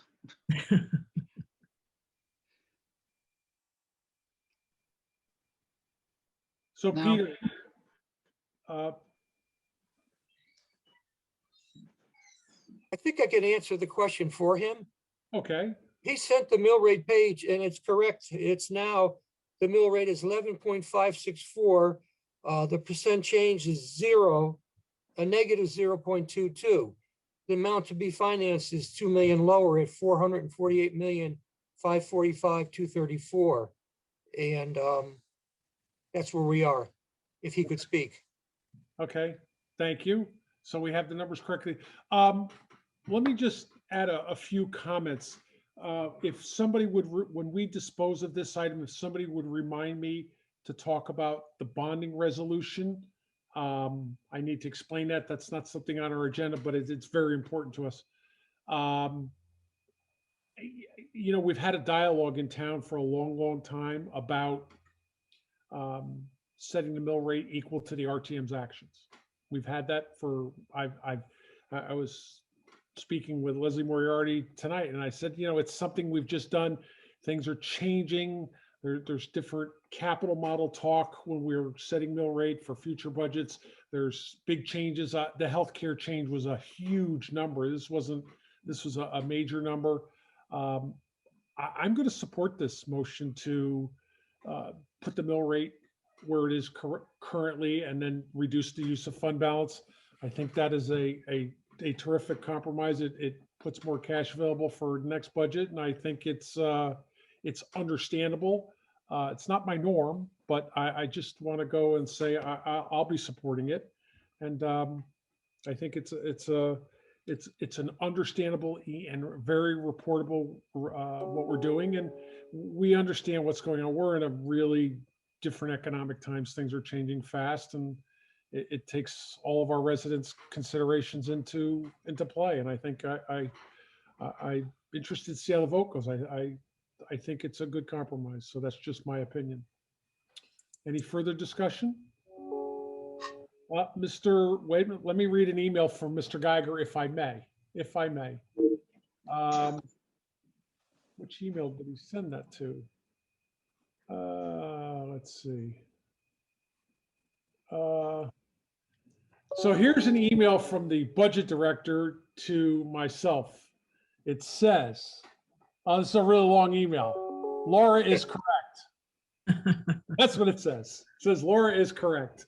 That was Roland's response. So I guess that clarifies that question. I see no other hands. Mr. Drake? So we're voting now on the amendment by Ms. Erickson, and in the second vote, we'll vote to adopt the amended resolution, right? So let me just read it as amended. It will read, resolved that the BET hereby approves a tax at the rate of 11.590 mils on the dollar, and the same is hereby approved, etc. Rest of the sentence. So we're voting to amend it to what was just read. Ms. Cruiser, Yes. Ms. Hess, Yes. Ms. Crummy, Yes. Ms. Moriarty, Yes. Ms. Tarkington, Yes. Mr. Mason. Yes, sir. I'm a yes. Ms. Pasliotis, Yes. Mr. Raymer, Yes. Mr. Deuce, Yes. Mr. Weisbrod, Yes. Ms. Erickson. Yes. So the motion has been amended unanimously. Thank And you, Mr. Drake. if you like, we'll now pass to approving that amended motion at 11.590 mils. Mr. Drake, can I first ask who seconded Ms. Erickson's motion? I know there were a number of people, but who's on the record? Who's on record? Mr. Weisbrod was on record. Okay. So as amended, Ms. Erickson, Yes. Mr. Weisbrod, Yes. Mr. Deuce, Yes. Mr. Raymer, Yes. Ms. Pasliotis. Yes. I'm a yes. Mr. Mason, Yes. Ms. Tarkington, Yes. Ms. Moriarty, Yes. Ms. Crummy, Yes. Ms. Hess, Yes. Ms. Cruiser. Yes. That was unanimous. Thank you, Mr. Drake. We have one item left under new business, which I'll explain. I'd like to just, if I may, I know this isn't on our agenda, but it was supposed to be. The RTM had changed some of the capital spending, which changes the bonding resolution. However, Roland was out on Friday and after the budget committee, and we didn't get it. So the controller, Peter Mynarski, and I'm hoping he'll bail me out of this, said it's okay for us to revisit the bonding resolution, which we have to do at our next meeting. So Yeah, Michael, I got the opinion from Robinson and Cole. Oh, Okay, you were on the email. The RTM only changed the dollar amount. There was no new appropriations, and they didn't change the wording of the bond and resolution. Therefore, the resolution passed by the RTM is final per David Panico, Robinson and Cole.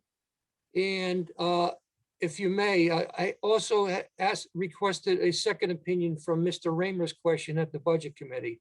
So are we all clear that we're done with the bonding resolution with the new dollar amount? So, I mean, I have a question. So the fact that we approved the bonding resolution at a higher amount means that we don't have to vote again to approve it at a lower amount. Correct, per Robinson and Cole's legal opinion. Okay. thank you, Peter. That was new information to me right there, just so you know. But I didn't want anybody to question why wasn't, because the RTM made a change, why wasn't it on our agenda? So I just, thank you. Thank you very much. Can I offer the, I know it's not on the agenda, but Mr. Raymer asked last week, and it pertains to probably the North Miami special meeting. Can I comment? Okay, and correct me, Mr. Raymer, if I get this incorrect, as far as your request. In order, if they, just to take a number, 6 million or 6.1 at the special meeting next week, if the RTM does not have enough members and can't meet the 116, they can vote at a future meeting to approve the bond resolution. And I So believe the- that was your question. Yeah, so the appropriation can be approved by a mere majority of those who show up at the special RTM meeting, as long as they have a quorum. And if they don't have enough people present to achieve the 116 votes to authorize a bonding resolution, that could be approved in a separate vote, let's say next September. Yes. And you as controller indicated that procedurally that would not hamper your ability to handle cash flows and the like. Well, it doesn't matter either way, because I don't borrow the money until this next January. And the last piece of my question is the funding source that's cited in the motion would be for it to be a bonded item, even though they may not be voting on the bonding resolution that night. We at the BET would be approving this item to be funded by bonding. It would go to the RTM to be funded by bonding, but the RTM may not be voting on a bonding resolution on that night. Do I have that correctly? No, they will be voting on a bonding resolution. They'll need 116 positive votes in order to have that bonding resolution passed. The quorum requirement at the RTM, to my recollection, is 1/3 of the membership. Correct. If they were to have, 117. if they were to have 100 people show up at their meeting, at a special meeting in June, let's say, that's not enough. That's enough people to approve the appropriation, but it's not enough people to approve the bonding resolution. That's correct. And so we as a BET on Monday, as a budget committee on Monday, and as a BET on Monday, could be voting on an appropriation in which the cited source of the funding is from the bond fund, yes? We have the option of the bonding resolution or the capital non-recurring. But if you're intending to bond it, we would want to be citing it's not the Z fund, is it? What's the fund that bonded items? The B fund. The B fund. Yeah, B as in Bravo. Okay, and so the item before the budget committee and the item before the BET, both on Monday, would be to approve an appropriation with its funding source being the B fund, the Baker Fund. Correct. And it would then go and we would vote at the same time to approve a bonding resolution, and presumably we would have sufficient people present to muster 7 favorable votes on Monday evening as the BET. You'd have separate votes. It's a separate vote, but theoretically, we're logically likely to get 7 favorable votes.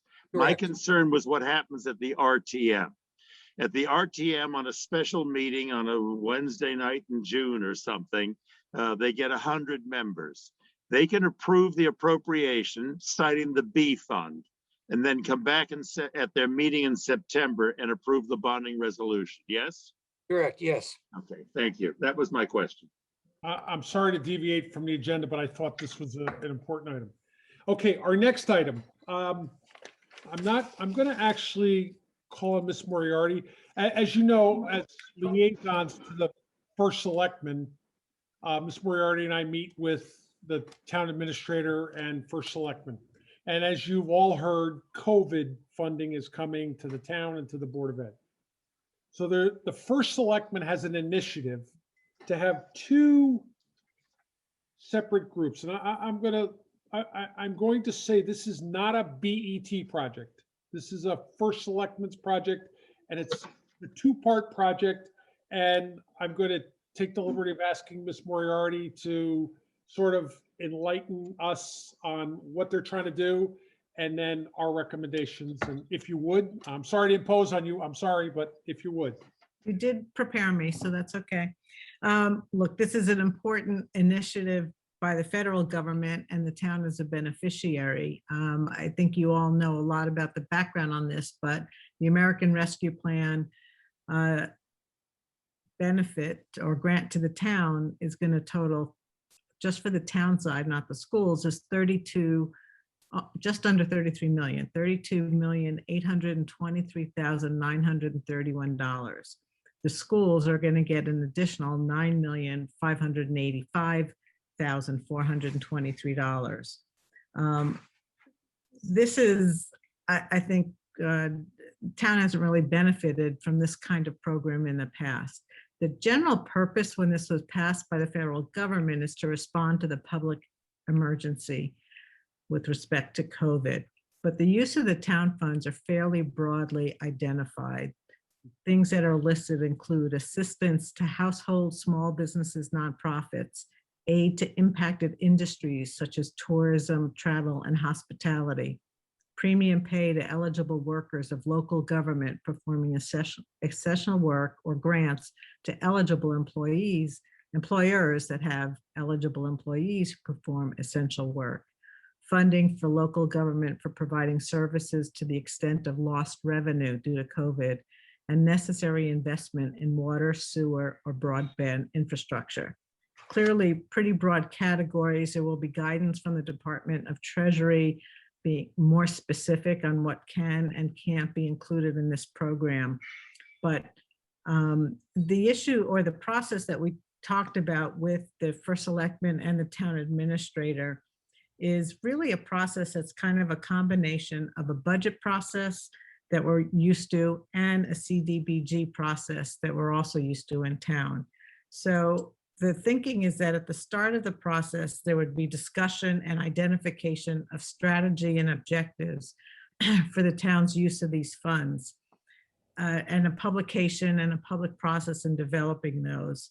Then once the direction of how we think we can most benefit the town looking forward from the use of these funds, there needs to then be an application and an evaluation process for individual proposals.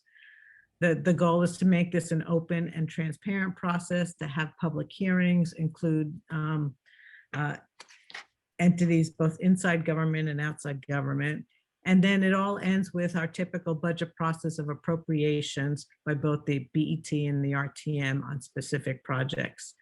The first selectman believes that talking to a larger group about helping setting up the strategy and the objectives and the process would be beneficial. He wants to chair a committee. It'll include the town administrator and representation from the BET, 4 members from our board. There'll be advisory membership on there from the Connecticut, from the Development Grants Administrator, the Commissioner of Human Services, the Director of Health, and the Controller. And that's the core committee. I'm sure other people will be invited at times as well. The committee is gonna probably need to do a lot of work over the next several months or so, developing strategy objectives and thinking about processes. These funds, which start coming to the town this week, I believe, will stay in a restricted account and to be used appropriately once things are appropriated. But it can be for items that are committed to through December 2024. So the concept will also be one including the timeline. These are things that potentially we're not committing to all in one tranche. There may be several tranches or several ways to approach it. The committee itself is only addressing the town's portion, that $32.8 million. The Board of Ed and the school administration will have its own process that very much, I think, is going to be guided by the state Board of Education and how it gets approached. Their uses of the funds are different than the town's uses. They're focusing a lot more on learning loss and support for student and staff. But we will communicate with the Board of Education about their process and report to the BET on what that's going to look like. So, this has been a dialogue going on, and I remember at one of our meetings when we started talking about that, Mr. Weisbrod made a comment that the Treasury Department was coming out with a fairly large document. Well, they did. It's 600 and some odd pages long, and there's a lot to do on this. So I'm looking at from a BET point of view. We've got a legal issue. We've got legal things that we're supposed to follow in this, and there's a monitoring on that, and we have our law committee will focus on that.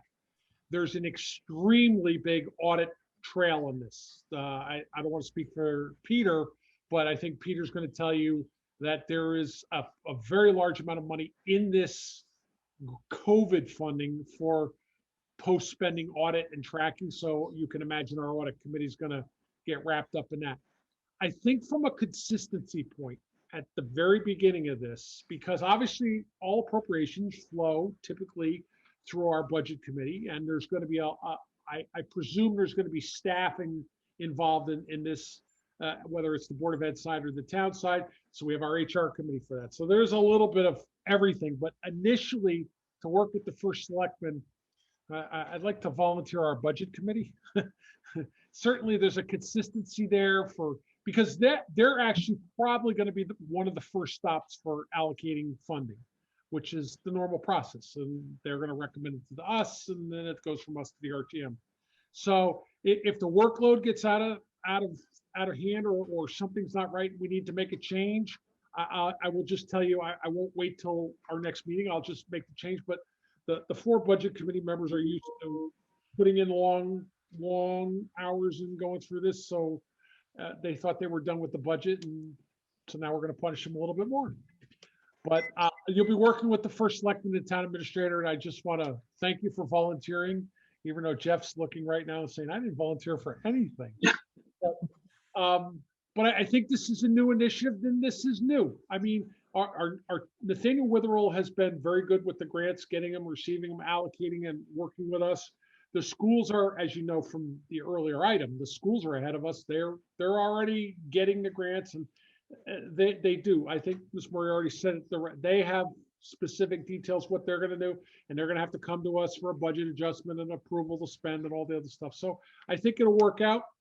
That's all the details we have on this. So I don't have a schedule of any timeframes meeting with the first selectman or town administrator. I don't have any of that. Otherwise, we would have it in front of you now. But I just thought that this was an important item. I'm just, the first selectman's ARP committee assignment. That's really what it is. So Ben will probably be communicating. So I just want to thank you. Ms. Fascilotis' hand is up. It was up. Yeah, I just wanted to say that I know that Pete had forwarded a link to a presentation by folks in Washington, and I did have a chance to attend it, and it was by Zoom. And they did have about 5 slides of an overview of what they anticipate the monies to be used for. I did take screenshots of it, so I'll forward it to all the BET members once I figure out how to switch it over to my computer. But Thank you. the other part of this is that I do strongly recommend that somebody from legal be a part of the team that joins the BET in this committee, because the interim rules that have come out are, I've started to take a look at them, and it will require somebody other than Jeff, who's an attorney on this, to figure out the regulatory morass that they've done. They also stated at this meeting, at this Zoom meeting, that this is just the first blush, if you will, on guidance, and that additional guidance will be coming out periodically. So we need to be cognizant of that too. This is a very fluid situation. Yes, I've had a conversation with Ben. Oops. Something happened. Mike, you muted. Are you? I had a conversation with Ben quickly about this, and I said, Ben, you better have that law department and the legal committee reviewing all this. There's quite a bit of strings that go with this. Look, let's start it out and see how it goes. Let's see where this goes and how it's working. I wish I had more details. I wish I had but again, this is sort of, I want to say it's not our initiative, but it really is. Leslie and I did sort of push at a couple of the meetings with them to say, we need a process and then we need a plan on how we're going to allocate. So, but Mr. Weisbrod, your hand is up. Thank you, Mike. One comment, one question. First of all, I think the process is great. So compliments. Secondly, the 600-page document, has that been circulated to the BET? Do we all have it? I saw what was sent out, which was a shorter document, which came out of the Department of Treasury. I heard about it, David. I think the link was sent, but I Yeah. can.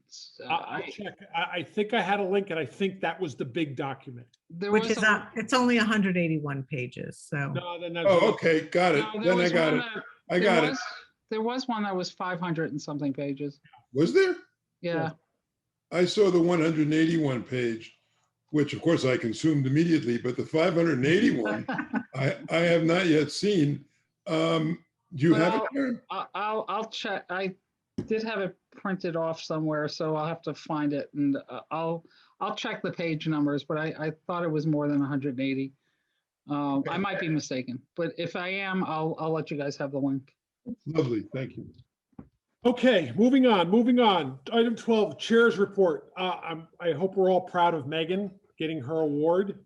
We have a lot of members with a lot of things going on. The budget's over. Hopefully we're relaxed a little bit, even though we have special budget committee meeting, a special BET meeting, and all of our regular meetings starting.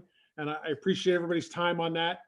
Karen Fasalotis got an award in town for the most pro bono work by the attorneys.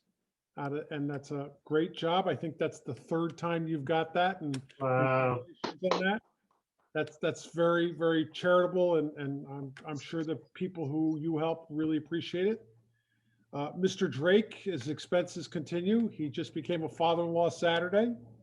Congratulations. You should have to tell you the story about the bus. So his daughter, all the wedding party was in a bus going to one of the country clubs, and the bus didn't fit under the stone awning, and there was a glass and bloodshed, but everybody survived. And we were on caucus, and Bill had to run outside, so his wife joined us. So we had a good caucus about the wedding. That was better caucus. Matter of fact, Bill, caucus without you and having your wife there instead is not so bad. I really want to thank everybody. I hope you realize I kept track of the hours during the budget process, the extra meetings, the liaison meetings. It exceeded any other year I ever kept track of by about 35%. And part of it's Zoom, obviously. But I don't think the town realizes that. Obviously, the people that communicate with us in letters and trying to figure out what their subjects are, and department heads, I think the 11 of you and Peter and Roland and the whole finance team, I don't think you realize how much you give to the town. And I think I think all of us look at how this government's going to go forward. Hopefully we're coming out of Zoom. We will be having a discussion about going back to live meetings very shortly, and hybrid, by the way. I think that'll be an option. We're waiting for the directive, which is Wednesday, I think. This Wednesday. We're working on some IT things.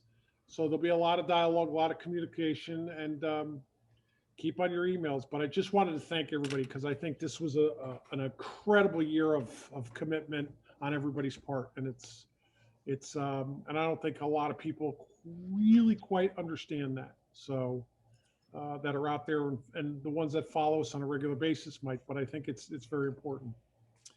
Minutes, Mr. Drake. We had one set of minutes for the April 19th meeting. They were distributed to everybody Monday a week ago, but one hardworking BET member gave comments this afternoon. And we're generally pretty tolerant of that, so I would recommend that we postpone this set to the next time. Motion to postpone the minutes for April 19th by Mr. Drake, seconded by Ms. Moriarty. Discussion. So that, I'm going to assume that is, those will be moved to our next meeting. Can I get a motion for adjournment? Adjourned. Mr. Weisbrod, seconded by Ms. Cruiser. Thank you, everyone. Thank you. Good to see everybody. Good to see everybody. Thank you. Thank you. Good night.